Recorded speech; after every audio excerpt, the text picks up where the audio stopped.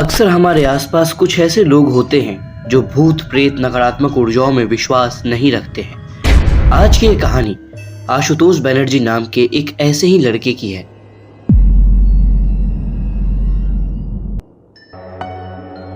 आशुतोष पढ़ने में बहुत ही होशियार लड़का था। क्लास 12 खत्म होने के बाद अपने डॉक्टर बनने के सपने को साकार करने के लिए आशुतोष कोटा जाता है, जहां पर वो नीट की प्रिपरेशन करने लगता है।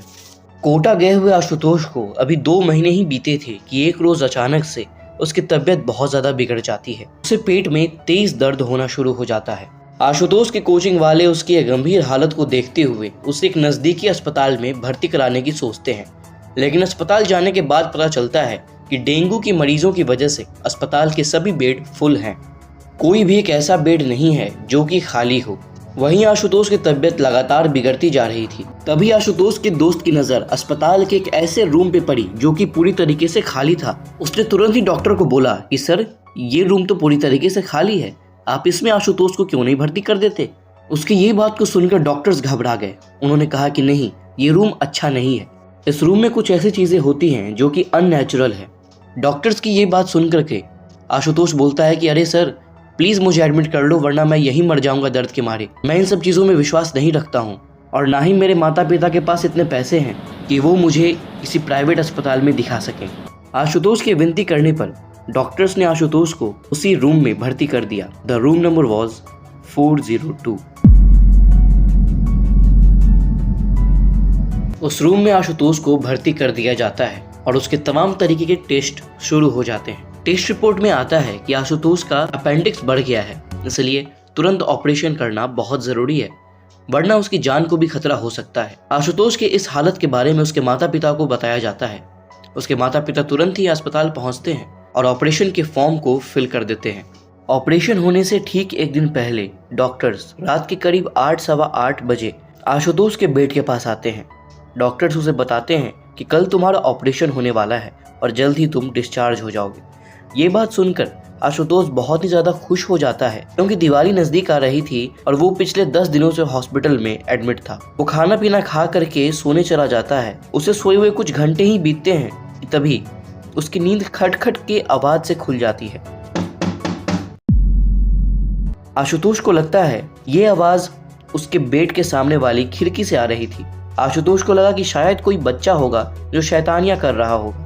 ये सोच करके वो दोबारा से फिर से सो जाता है। तभी अचानक वो घबरा करके उठ के बैठ जाता है, ये सोच करके कि कोई इंसान या कोई बच्चा हॉस्पिटल के 22वें मंजिल की खिड़की को खटखटा कैसे सकता है, क्योंकि जिस फ्लोर पे आशुतोष भर्ती था, रूम नंबर 402, वो अस्पताल के 22वें मंजिल पर था। इस बात को सोच करके आशुतोष की तबीयत और भी ज्यादा खराब होने लगती है। आशुतोष अपने आसपास नजरें दौड़ाता है और वो ये पाता है कि उसके मम्मी पापा सोफे पे बैठे बैठे सो रहे थे। आशुतोष उन्हें आवाज लगाता है, लेकिन गहरी नींद और थकान की वजह से वो उठते नहीं हैं।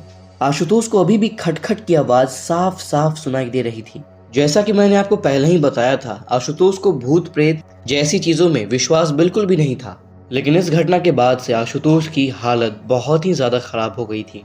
वो बार बार यही सोच रहा था कि आखिर अस्पताल के 22वें मंजिल की खिड़की को इंसान बाहर से कैसे खटखटा सकता है। यही बात को सोचते सोचते पता नहीं कब आशुतोष की आंख लग जाती है। अभी आशुतोष की आंख लगे हुए 10 मिनट ही हुए होंगे कि तभी उसे खटखट की आवाज फिर से दोबारा सुनाई देती है, लेकिन इस बार वो खटखट की आवाज खिड़की से नहीं बल्कि आशुतोष के बेड के नीचे से आ रही थी। ये सब कुछ अपने साथ होता हुआ देख करके आशुतोष जोर से चिल्लाता है, मम्मी पापा बचाओ। अपने बेटी की ये आवाज सुन करके आशुतोष के मम्मी पापा तुरंत ही उठ खड़े होते हैं और भागते हुए आशुतोष के पास आकर के पूछते हैं कि क्या हुआ बेटा, तू इतनी जोर से चीखा क्यों। आशुतोष ने बताया कि उसके बेड के नीचे कोई है जो उसे परेशान कर रहा है। आशुतोष के मम्मी पापा ने तुरंत ही बेड के नीचे देखा, लेकिन वहाँ पे कोई भी नहीं था। उसके बाद उसने बताया कि बाहर खिड़की पे भी कोई खटखट कर रहा था। अपने बेटी की ये सभी बातें सुन करके आशुतोष के पेरेंट्स काफी ज्यादा घबरा गए। उन्हें लगा कि शायद दवाइयों के असर की वजह से आशुतोष को भ्रम हो रहे हैं। उन्होंने डॉक्टर से बात की और डॉक्टर ने कहा कि हो सकता है आशुतोष काफी ज्यादा डर गया हो, इसलिए उसे ऐसे सपने आ रहे हैं। चिंता की कोई बात नहीं है, उसे आराम करने दीजिए। वैसे अगर आशुतोष को नींद नहीं आ रही है तो मैं कुछ दवाइयाँ लिख देता हूँ। डॉक्टर्स ने आशुतोष को कुछ दवाइयाँ लिख दी, जिसे लेने के लिए आशुतोष के पिता नीचे केमिस्ट शॉप पे जाते हैं। और आशुतोष की माँ डॉक्टर से कुछ जरूरी बातें कर रही थी कि तभी बेड पे लेटे हुए आशुतोष को फिर से वो खटखट की आवाज सुनाई देती है और इस बार वो आवाज उसी खिड़की से आ रही थी। इस बार आशुतोष ने ठान लिया था कि चाहे जो हो जाए मैं ये खिड़की खोल करके जरूर देखूंगा कि आखिर कौन मुझे परेशान कर रहा है। आशुतोष डरते सहमते उस खिड़की के पास जाता है और बिना खिड़की खोले ही वो खिड़की के बाहर देखता है। खिड़की के बाहर उसे कुछ भी नहीं दिखा। चूंकि आशुतोष काफी ज्यादा डरा हुआ था इसलिए उसने खिड़की नहीं खोली। वो वापस अपने बेड की तरफ आ ही रहा था कि तभी उसे अचानक अपने बेड पे एक इंसान लेटा हुआ दिखता है। उसे समझ में नहीं आ रहा था कि अभी 10 सेकंड पहले तो यहाँ कोई नहीं था, ये अचानक से कौन है जो मेरे बेड पे लेट गया। आशुतोष उसके पास जाता है और बोलता है, भाई साहब आप कौन हैं और ये मेरा बेड है, आप यहाँ पर आकर के क्यों लेट गए, उठिए भाई साहब। आशुतोष के काफी ज्यादा उठाने के बाद भी वो बिल्कुल भी हरकत नहीं कर रहा था। अब आशुतोष को काफी ज्यादा गुस्सा आ चुका था। उसने बेड पे लेटे हुए उस इंसान को जोर से धक्का मारा और बोला, कह रहे भाई तुझे सुनाई नहीं पड़ता है क्या, मैं तुझे बोल रहा हूँ ये तेरा बेड नहीं है, खामखा क्यों मुझे परेशान कर रहा है, जा अपने बेड पे। और इतना सुनते ही वो इंसान बोलता है, ये तेरा बेड नहीं है, ये मेरा बेड है, मैं यहाँ पर पिछले 5 सालों से भर्ती हूँ। ये सब कुछ सुनकर के आशुतोष बोलता है कि क्या बकवास कर रहे हो तुम, मैं यहाँ पर पिछले 10 दिनों से एडमिट हूँ, मैंने तुम्हें पहली बार देखा है, चलो निकलो यहाँ से। आशुतोष से काफी ज्यादा बोलने के बाद भी जब वो इंसान नहीं उठता है तो आशुतोष उसके चेहरे पर से कंबल खींच करके हटा देता है और जैसे ही 20 साल के आशुतोष की नजर उस इंसान पे पड़ती है, आशुतोष की मानो पैरों तले जमीन घिसक जाती है। बिल्कुल सफेद चेहरा, उजली आंखें, शरीर पे कई जगह कटे के निशान, और वो आशुतोष को देख करके मुस्कुरा रहा था। ये सब कुछ देख करके आशुतोष जोर से चीखता है और वहीं बेहोश होकर के गिर जाता है। आशुतोष की आवाज सुनते ही डॉक्टर्स और उसकी माँ उसके पास दौड़ते हुए आते हैं। आशुतोष नीचे जमीन पर गिरा हुआ था। डॉक्टर्स उसे पानी के छींटे मारते हैं और कहते हैं कि आशुतोष उठो, अपनी आंखें खोलो, क्या हुआ तुम्हें। आशुतोष अपनी आंखें खोलता है और जोर जोर से बोलने लगता है, ये आदमी जो मेरे बेड पे लेटा हुआ है ये कोई इंसान नहीं है, बल्कि कोई और है ये। आशुतोष की ये बात सुन करके डॉक्टर्स की तो मानो तोते उड़ गए थे। उन्होंने तुरंत बोला कि अरे ऐसा कुछ भी नहीं है, हो सकता है तुम ज्यादा परेशान हो गए हो, 2-3 दिन से तुम सही से सोए भी नहीं होगे, इसलिए तुम्हें ऐसे हेलुसिनेशन यानी कि भ्रम हो रहे हैं। मैं तुम्हें अभी नींद की दवाई दे देता हूँ, तुम चैन से सो जाना। आशुतोष को अभी आंख लगे हुए आधे घंटे का ही समय बीता था। अचानक से उसकी नींद खुलती है। वो देखता है पूरे कमरे में सिर्फ अंधेरा है, आसपास हॉस्पिटल में कोई भी उसे नहीं दिखाई दे रहा था। वो काफी ज्यादा घबरा जाता है। वो अपने पेरेंट्स को आवाज लगाता हुआ हॉस्पिटल के कॉरिडोर में घूमने लगता है, लेकिन उसे कोई नहीं मिलता है। फिर आशुतोष सोचता है क्यों ना मैं अपने मम्मी पापा को फोन करूं, मेरे पास तो फोन है। लेकिन उसका फोन उसके बेड पे ही रह गया था। जैसे ही आशुतोष अपना फोन लेने के लिए अपने बेड पे पहुंचता है, देखता है कि उसके बेड पे कोई बैठा हुआ है। आशुतोष पूछता है कौन। वो इंसान आशुतोष की तरफ पलटता है। वो व्यक्ति बोलता है, बैठो आशुतोष, मैं तुझे कुछ बताना चाहता हूँ। आशुतोष भी उसके बगल में बैठ जाता है। तभी वो इंसान बोलता है, मेरा नाम रमेश थापर है। आज से तकरीबन 5 साल पहले की बात है। मैं अपने बाइक से अपने घर आ रहा था, तभी एक ट्रक वाले ने मुझे पीछे से धक्का मार दिया, जिसकी वजह से मुझे काफ़ी चोटें आईं। मुझे तुरंत ही इस हॉस्पिटल में लाया गया और मेरी सर्जरी करने के लिए डॉक्टर सागर को भेजा गया। मैं शायद उस दिन बच भी जाता, लेकिन डॉक्टर सागर ने मेरी दोनों किडनियाँ निकाल करके बेच दी और मेरे परिवार वालों को बड़े ही आराम से कह दिया कि आई एम सॉरी, खून ज़्यादा बहने के कारण मैं इनको बचा नहीं पाया।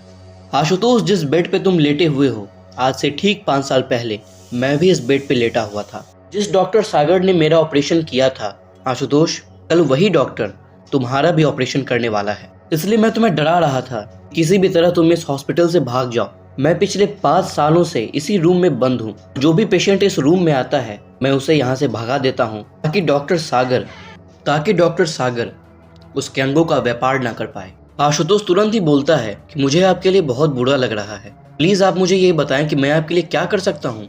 रमेश थापर की आत्मा बोलती है कि आज से 1 दिन पहले रूम नंबर 404 में एडमिट एक पेशेंट की डेथ हुई थी। उसका भी एक्सीडेंट हुआ था और डॉक्टर सागर ने उसके भी किडनी लिवर को निकाल करके बेच दिया। उसकी लाश अभी भी उसके परिवार वालों के पास ही होगी। अगर तुम उस लाश का पोस्टमार्टम करा दो तो डॉक्टर सागर की सच्चाई पूरी दुनिया के सामने आ जाएगी। और इतना सुनते ही आशुतोष की आंखें खुल जाती हैं। आशुतोष ने बिना किसी देरी किए तुरंत ही उस परिवार का डिटेल्स निकाला जिसके परिजन की मौत आशुतोष के बगल वाले कमरे में हुई थी।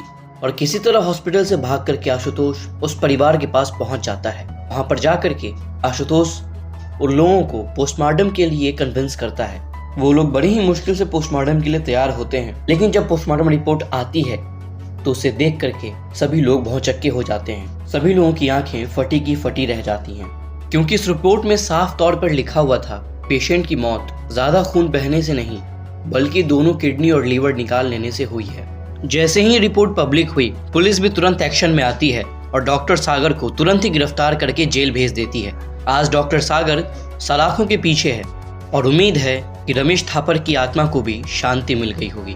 इस केस से हम ये बात समझ सकते हैं कि रमेश थापर की आत्मा आशुतोष को नुकसान नहीं पहुंचाना चाहती थी, बल्कि सिर्फ अपनी मौत का कारण बताना चाहती थी और आशुतोष को आगाह करना चाहती थी। दोस्तों, अगर आपके पास भी कोई ऐसी सच्ची घटना है तो आप हमें नीचे दी गई ईमेल पे अपनी कहानी लिख करके भेज सकते हैं। हम आपकी कहानी को भी ज़रूर सुनाएंगे।